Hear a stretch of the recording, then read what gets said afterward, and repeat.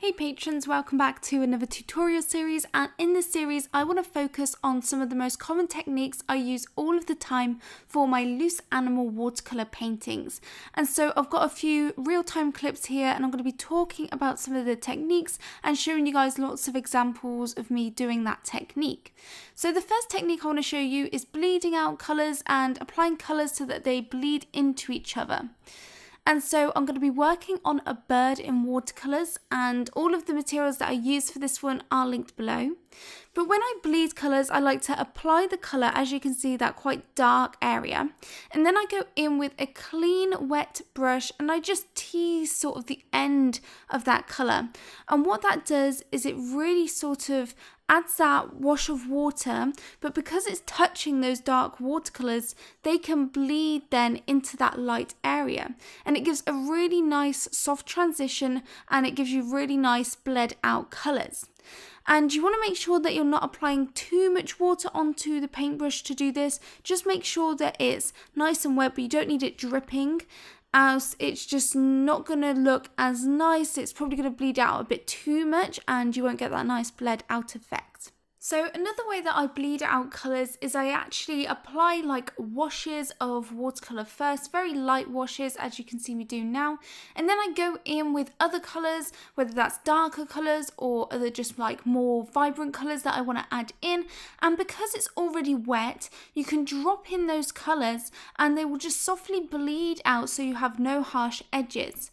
So as you can see, I added a bit of purple in just to make it a bit sort of more interesting rather than it just being blue. I like to add colours next to the main colour on the colour wheel. So for example, because I was using mainly blue in this area, I wanted to add pops of other colours. So purple is next to blue on the colour wheel.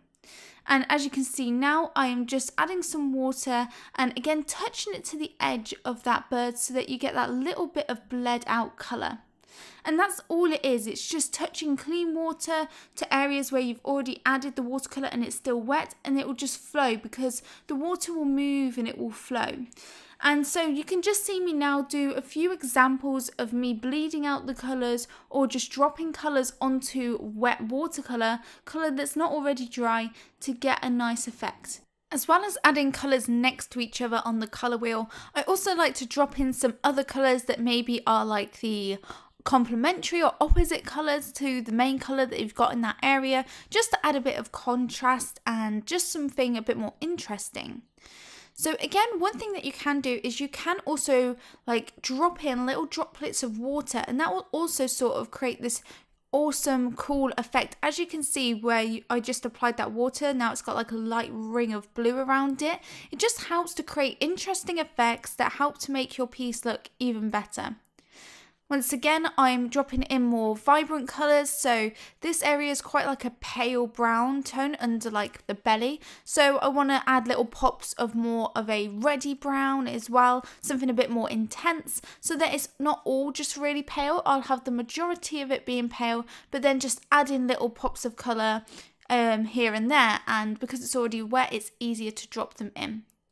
Now I'm working on the branch, and I started off with a very pale wash of purple and grey, and now I'm dropping in, whilst that's still wet, little bits of black and like more of a Payne's grey, so like a bluey grey, and I'm doing that to the bottom of the branch to add the shadow. But because I want to keep this loose, I'm not really adding sort of too much detail. I just want to get the impression of the shadows in there, so I just drop them in whilst it's still wet.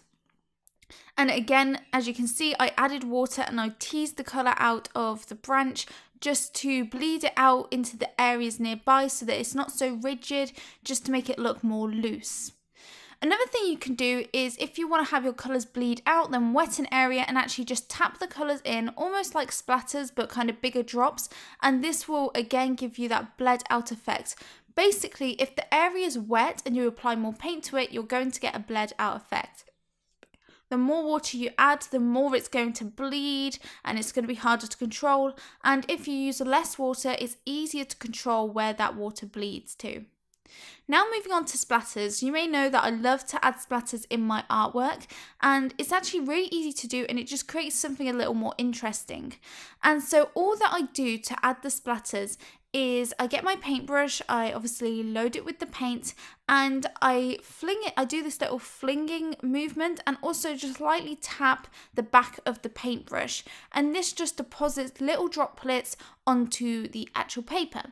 And so you can get different size splatters. If you use a smaller paintbrush, you're going to get smaller splatters, and if you use bigger paintbrushes, you're more likely to get bigger droplets. And also it depends how much water you apply to the brush. If your paintbrush is absolutely like dripping and saturated with the colour and water, then it's gonna come out with much bigger droplets and more of them. Like you can see me do here, it came out quite a lot of the droplets. But then once that paintbrush has kind of got only a little bit of paint left, you'll get those smaller droplets, and it also will probably be less diluted. And so I'm using a bigger paintbrush here for these droplets. You can see me do that action in slow motion. So it's more of just like this light fling in. You don't want to go all over the place because you want to keep that control. But it's good just to fling it a little bit just in the area. And as you can see, I tapped it on the top of the brush, not actually on the brush, but just behind it to get those little green droplets. And so I do splatters and drips. I do a lot of drips. I didn't do drips in this one, but sometimes I do drips. And for drips, I like to just get a clean paintbrush, sort of mark on where the drip's going to be, just using water, and then just drop the colours in that, and it will spread into a nice drip. Again, here's another slow motion of me flinging some of that paint. I used a much bigger paintbrush, so I was more likely to get bigger droplets, which is what I wanted. Sometimes you're going to want lots of paint to come off. See, it was more diluted there because I had more water. And sometimes you're going to want to have smaller droplets. So I like to get a variety of my splatters in there. Some bigger drops and some smaller drops. And you'll see that later on, I also add in like the third part of this series. I'm doing the highlights, and I also add little droplets and splatters of the highlighted white gouache as well. And so that is it for this part. And so we've gone through bleeding colours and the splatters, and I'll see you in the next part where we go through more techniques. Bye guys.